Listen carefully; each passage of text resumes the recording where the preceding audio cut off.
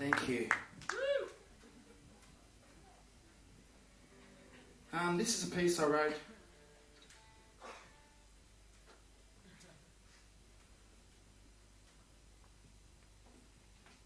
No, it's not. I wondered why you were going to make it. Who wrote it? No, I did write this. It's not the piece I thought it was. Okay, is that sweet? Yeah, cool. Thanks, Chris. No, this is a piece I wrote, not that last piece. That combines a lot of my favourite subjects. Falling in love in the 80s and the dangers of space travel. It's called 7 Dead Astronaughts.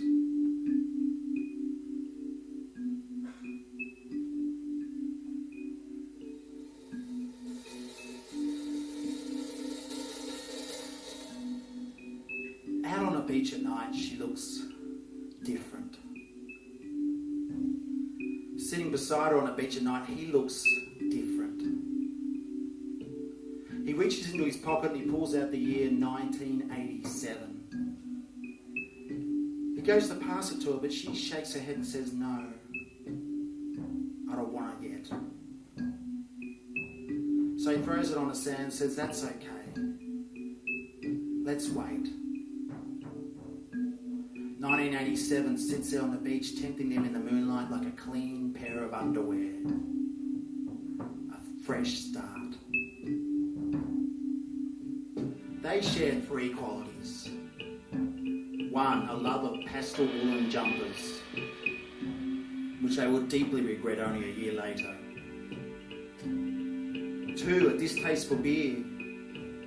She will get over this and learn to love it. He will hate beer for life, but pretend to like it. And 3, an unhealthy obsession for the moment on January 28th, 1986, when America put 7 new stars into the sky. The 7 dead astronauts of the Challenger space shuttle disaster. 7 times he tries to kiss her that year. 7 times she turns away.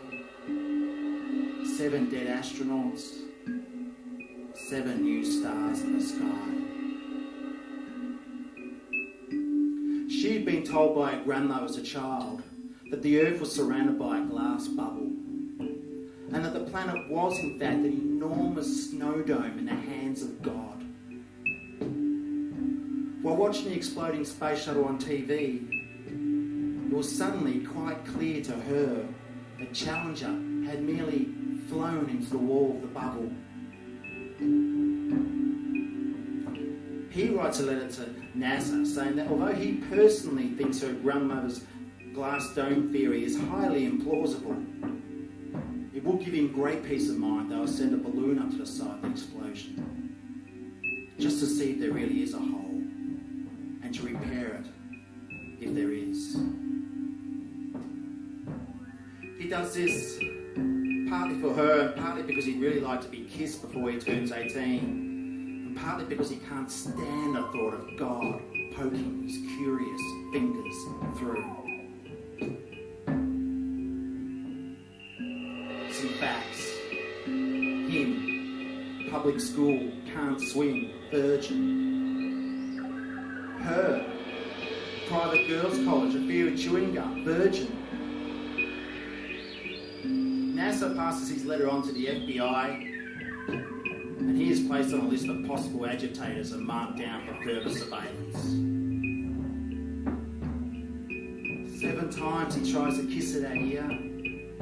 7 times she turns her head away and looks towards the sky, scanning for pointing judgmental fingers. She tells him, "I'm sorry, but I can't possibly kiss you while there's a hole up there." He writes a letter to the Pope to see if he will take action. He's careful to explain that God will be mightily pissed off when he discovers America's space program put a hole in the sky. The Pope has a letter read to him by an assistant but falls asleep halfway through and no action is taken. She takes to using an umbrella, even even when it's not raining. The year passes, 7 dead astronauts remain dead. The hole in the sky remains unchecked. She still can't bring herself to kiss him, but she will hold his hand as she does now on the beach, New Year's Eve. Out on the harbour, an FBI agent on a small fishing boat watches them through night vision binoculars. She crouches down to pick up the year 1987 and steps through a portal into that following year. He looks anxiously up at the sky for God's greasy fingers. The moon moves a quarter inch. 7 dead astronauts that turn to stars blink knowingly above him like prophets. One more wave dies on the beach. He just turns